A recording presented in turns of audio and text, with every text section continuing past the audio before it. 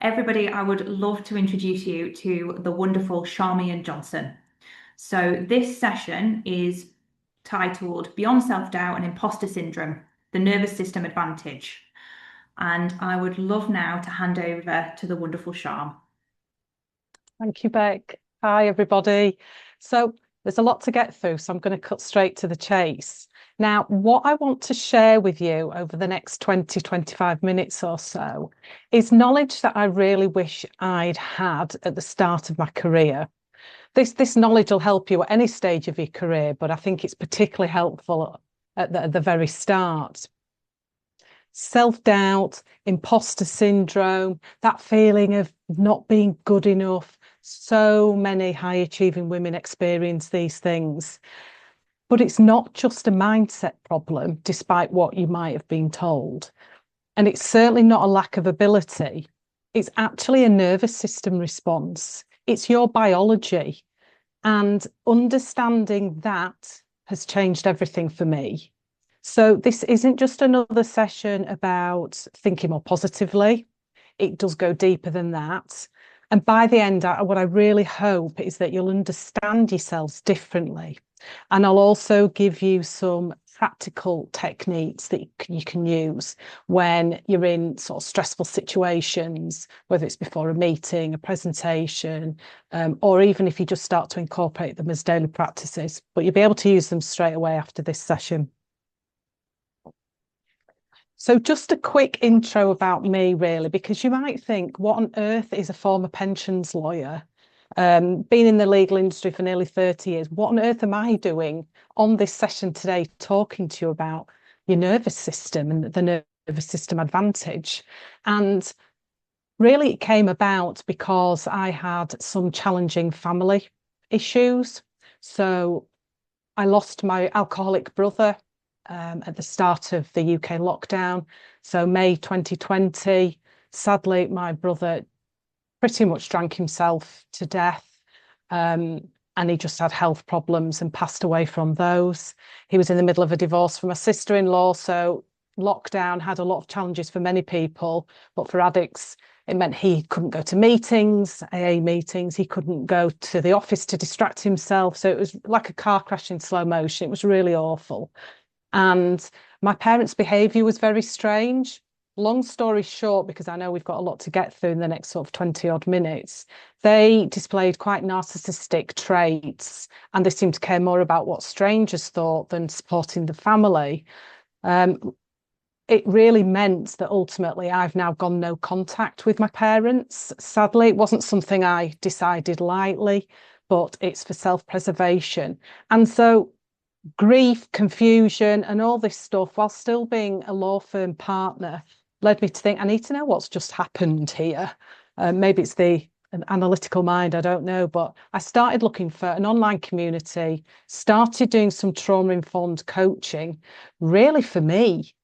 But the stuff that I learned doing that training was absolute gold dust. And I learned so much about myself. There was light bulb after light bulb moments thinking, that's why I didn't feel good enough. That's why I never had any self-confidence. So I decided that it was simply too good to use that just for myself. And I felt absolutely compelled to share it with other people. So finished all my training, got this accredited certification, went to my law firm and said, right, I'd now like to do some coaching to help others. And it became clear that I wasn't going to be able to do both. So I felt so passionate about pursuing this that I resigned from the partnership and I set up Charmian Johnson Coaching just over a year ago. And I'm also a partner of the mental wellbeing company. Now, a lot of people think, what on earth is somatic trauma-informed coaching? Trauma-informed or being nervous system aware means that I understand how chronic stress and trauma affects the nervous system and influences how we show up in adulthood. Somatic comes from the Greek word for body. So talking therapy can be great. You can feel seen, heard, validated, but sometimes it might not give you the lasting change that you want because it might not address the physical impact of stress and trauma that's actually stored in the body. So somatic trauma-informed coaching deals with the mind, brain and body, and there's a real brain-body connection. because we don't think anxiety, do we? We feel it. So you can't just think your way out of it. And hopefully I can explain a bit more about that in the next sort of slides. So just a little overview of what we'll talk about today. It's really understanding where this behaviour comes from. Why are we this way? Why do we feel the self-doubt? Why do we feel such an imposter? Perfectionism, overachieving, all these things, where does it come from? So we'll have a look at that and why the behaviour is what it is, how you might be able to dial it down. It certainly worked for me. And finally, we'll look at practical tools that you can use to regain calm and focus when times are pretty challenging.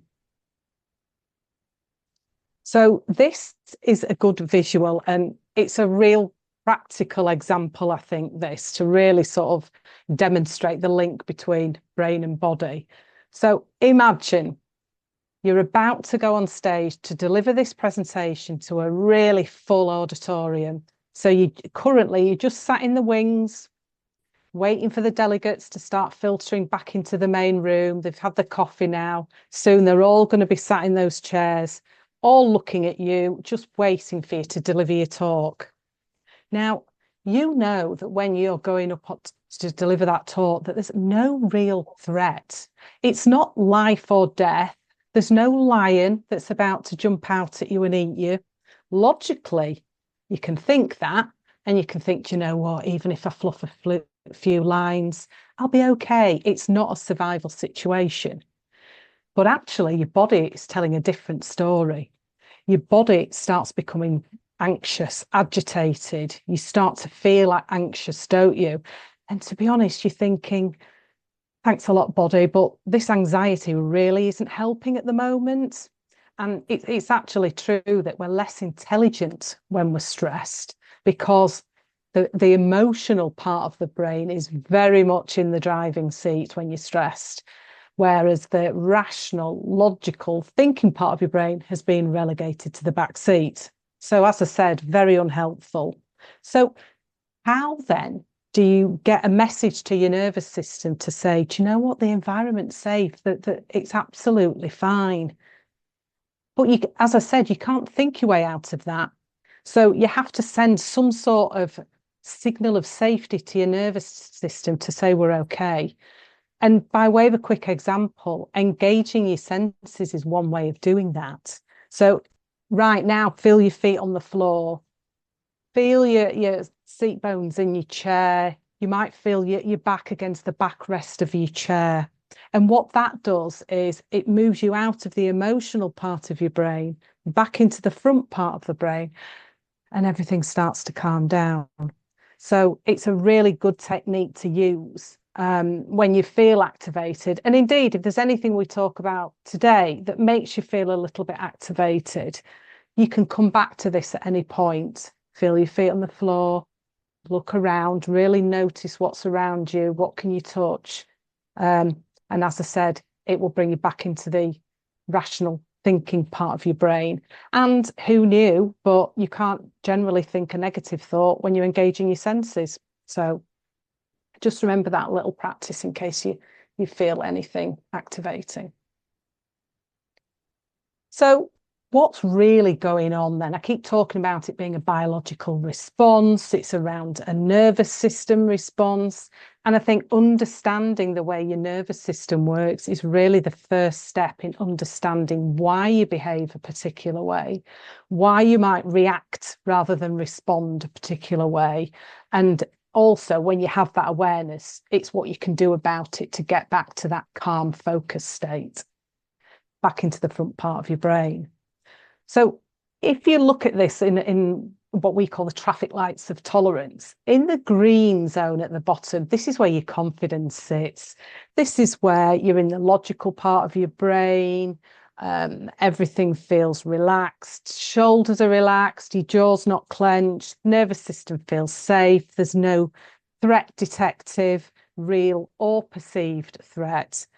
As I said, you feel confident. This is where you're most creative, collaborative, and you have a lower heart rate. You've got good eye contact. You feel chatty, friendly, somebody in this nice green zone will have a good upright posture.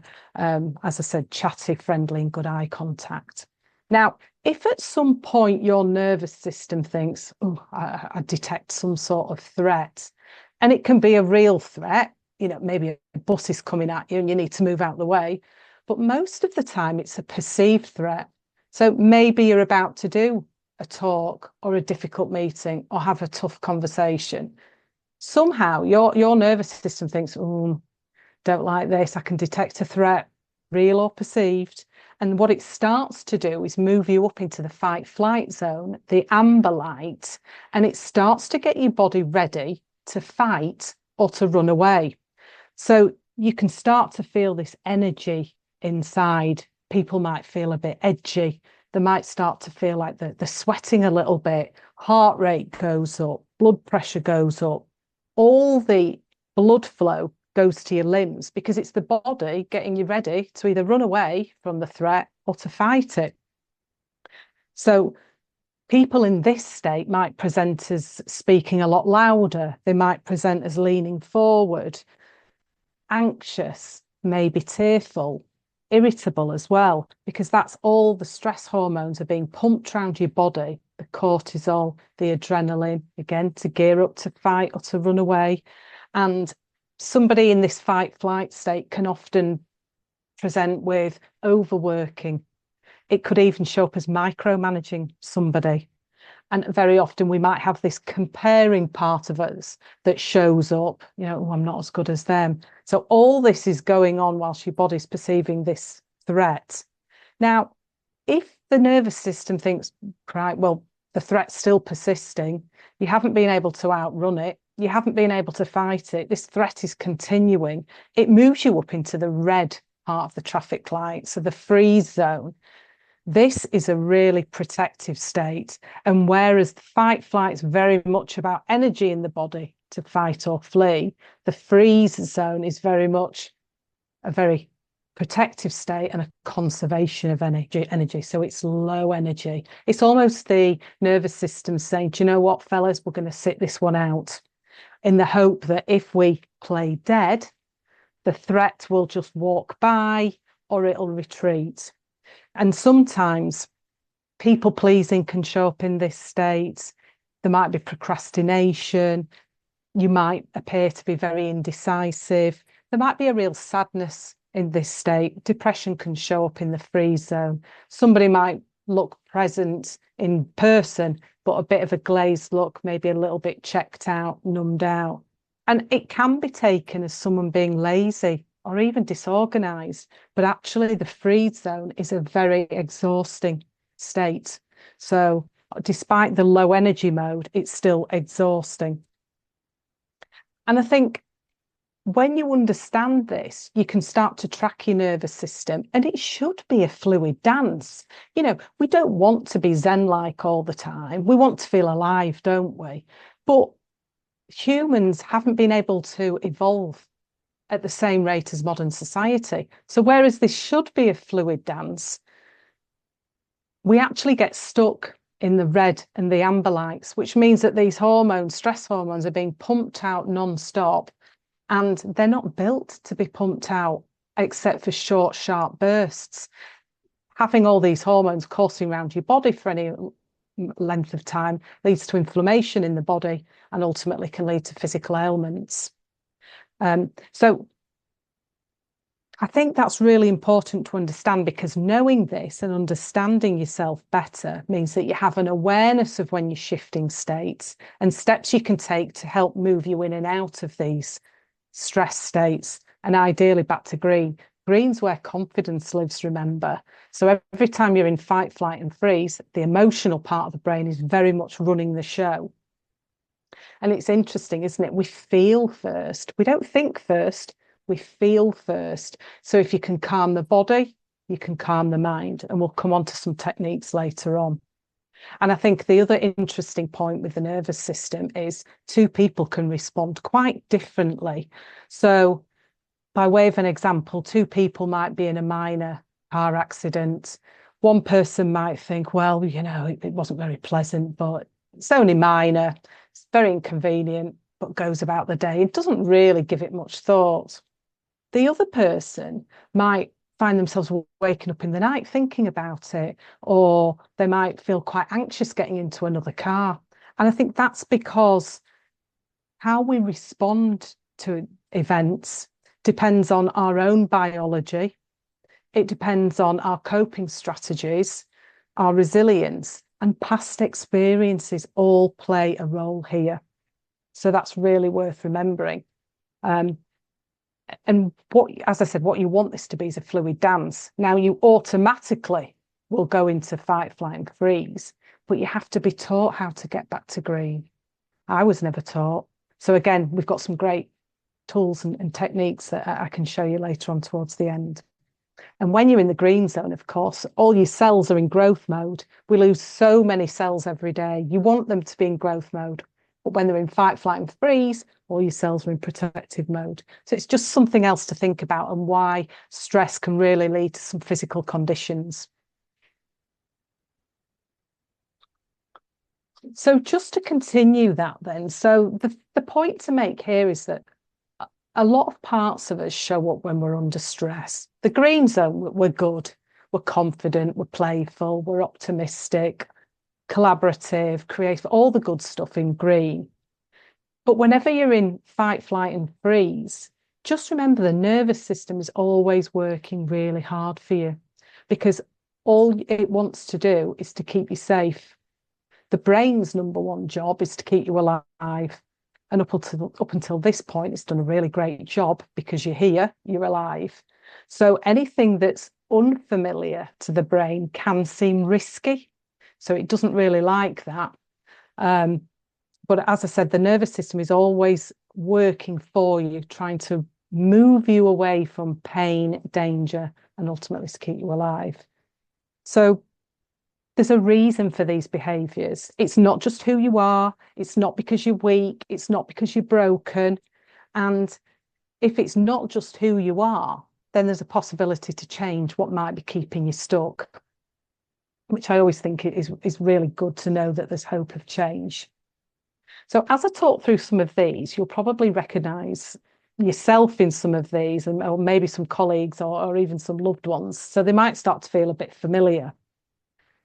So if we look at the perfectionist first, that was definitely me. I have to work really hard at my perfectionist part. It was often shown as a badge of honour, wasn't it? You often got a lot of praise for being a perfectionist. But the problem is the perfectionist sets really often impossibly high standards on themselves and expects others to have these real equally high standards. So it can be quite difficult to work for somebody who's a perfectionist. Again, it can be quite exhausting being a perfectionist.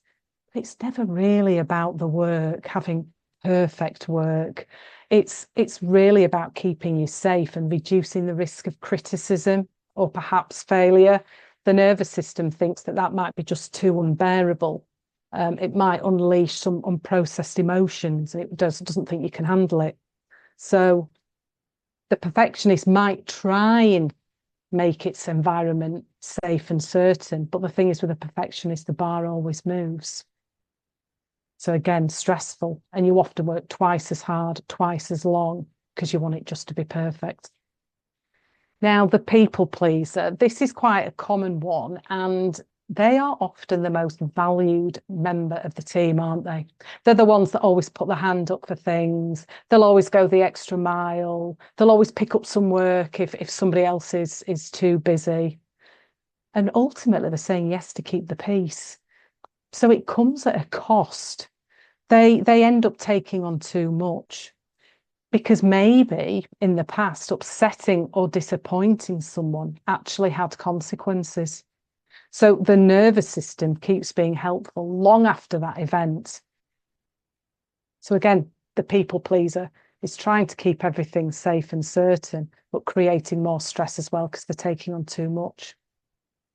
The overthinker, that's a really common one as well, very recognisable. The overthinker will analyse every possible scenario before acting, might rehearse conversations, rehearse possible conversations, research everything before buying anything or taking action. And really, they're just trying to prevent mistakes. And overthinking can be mistaken for being very indecisive or even taken as a sign of weakness. So again, this is a stress response, and you can't think your way out of overthinking. So again, trying to create this certainty is just causing more anxiety. So that then leads me on to the self-doubter. This was also me big time throughout my career. So the self-doubter very much questions the capability, despite all the evidence to the contrary.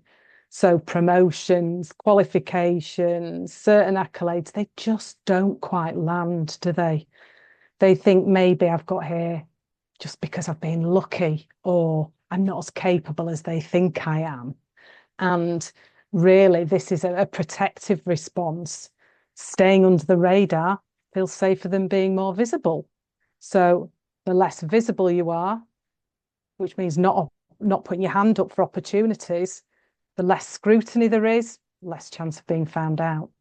So again, it's stressful because a lot of these things, as I said, are trying to create certainty, but the stress is still live because you feel like you ought to be volunteering for things. Perhaps you're at a stage in your career where you should be taking on these meetings or other opportunities.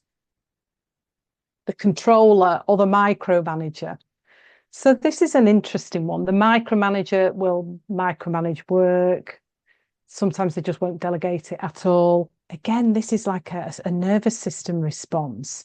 It can often be seen as a management style issue, but in reality, it's not that. It's that they're perceiving a threat and they're wanting to create control and certainty. The nervous system, again, is in fight flight at this point. There's a fear of failure behind this, a fear of exposure. Micromanaging is awful because it can really knock the confidence of the team. I know people that said, well, I know they're going to sort of put red pen all over this, so I'm not even going to try my best. And then it just knocks the confidence because they think they're doing a really poor job. The avoider, the procrastinator. This is one where you can really judge yourself harshly for, I think. You might freeze or stop doing a difficult task or having a difficult conversation. Again, this isn't laziness. It's actually your nervous system working hard just to put on the brakes to stop you feeling overwhelmed because something feels threatening. The task, the conversation that you're putting off might evoke some discomfort. So you procrastinate to avoid that feeling. And a lot of these things are great for temporary relief, but ultimately the stress stays live. And although they're meant to create certainty, you end up realizing that these parts of us just create more stress.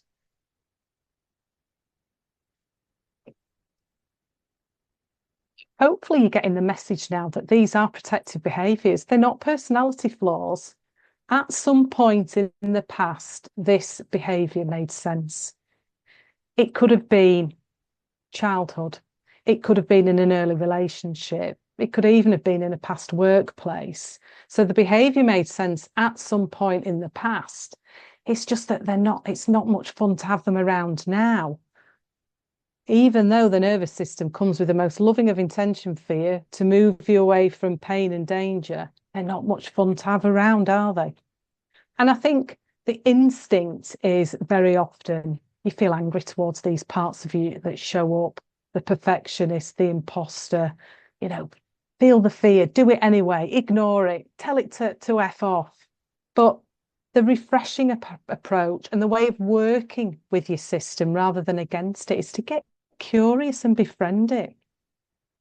What does the perfectionist or the self-doubt part think would happen if it didn't show up for you? Maybe it'd think, oh, well, I think you might look stupid, or somebody might judge you or criticize you. You might not feel good enough, and we just don't think you could cope with that. But actually, that particular part doesn't see you as the capable adult you are now. It's stuck seeing a younger version of you, thinking, well, we're not going to let you feel that again. And that's why these behaviours pop up. So befriending it, getting curious, what does it need from you to calm down in your system? Usually it just needs to understand that you're an adult now. You're not the younger version. You've got this. So it's a very different approach, and I think ultimately this sort of work can have really, really transformative effects. And ultimately, it gets time stamped into the past. It's not just something that's playing out over and over in adulthood. And some people get great results from this. So finally, then, conscious of time, but some practical tools to calm your nervous system. So you could use these proactively, so before a difficult meeting, call, whatever it might be, or you can use them in the moment when you feel yourself spiraling, you feel that anxiety getting too much. The first one here is called the physiological sigh, and it's just a double inhale through the nose and a long exhalation. So, and if you do a few rounds of that, that is quite a quick way in the moment to down-regulate the nervous system.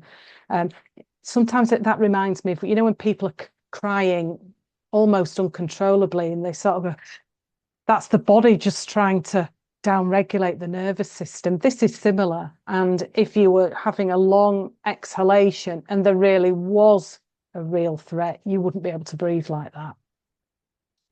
The butterfly hug, this is a form of bilateral stimulation.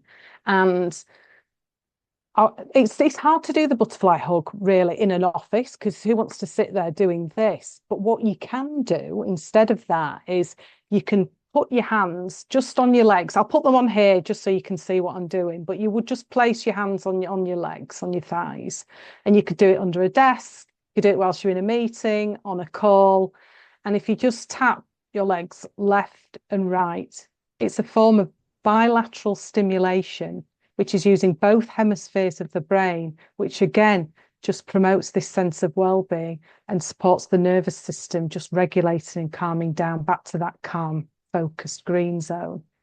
You can even squeeze your hands left and right. It's just the left, right. So it doesn't have to be the butterfly hug or the hands on your thighs. You can literally just squeeze left and right. 5 to 8 breathing, that's probably something that's more typical and you might have heard of. In for 5, hold for 2, and exhale for 8.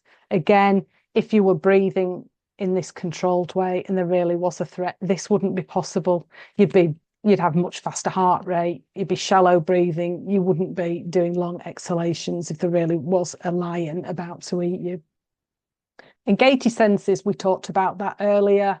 It moves you out of that emotional brain into the rational front thinking part of the brain.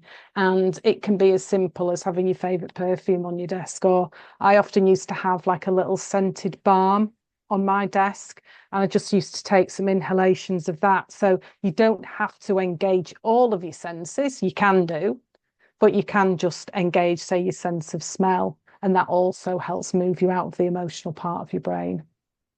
Walking, even briefly, if you're in fight flight, that can help metabolize stress hormones.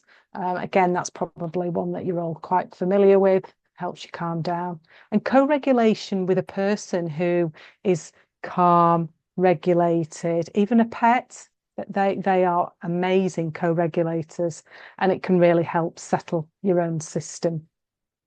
So the more you do these things, whether as daily practices or you find the ones that work the best for you, it helps to build tolerance and emotional capacity. So you still might get triggered, but it just means you can get back to green a lot quicker. So some criticism or a word with a colleague might mean that you're over it in a couple of hours rather than it ruining your day or your week. And it'll help you to start responding, not reacting. So all good things and signs of building resilience. And I know it's past on the nose, so really it's just to say thank you so much for listening. I hope you found it useful. I'd love to hear from you, and the easiest way to connect with me is to scan this code or just search for Charmian Johnson on LinkedIn. I'm always happy to engage with any questions that you might have, so please do feel free to reach out, and I hope you found that really, really thought-provoking. Can I just say a massive thank you to you, Charm? That felt like you were just talking directly to me. I was pretty much ticking myself off as we were going. So it's fantastic to hear how we can help ourselves. better understand and also have those practical tips that we can take away. It was wonderful. Thank you so very much. And just to let everybody know, we have got some more events coming on the website. There's a couple on there already. And don't forget, we have the Ladies of Law Awards. Thank you so much, everybody. Have a wonderful day. I'll see you on the next one.